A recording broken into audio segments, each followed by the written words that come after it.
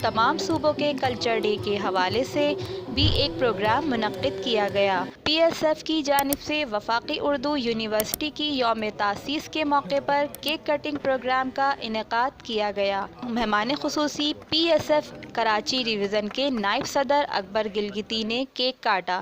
Programme میں Abdul Haq campus کے ڈین doctor Zia, student advisor محمد نجم نے شرکت کی۔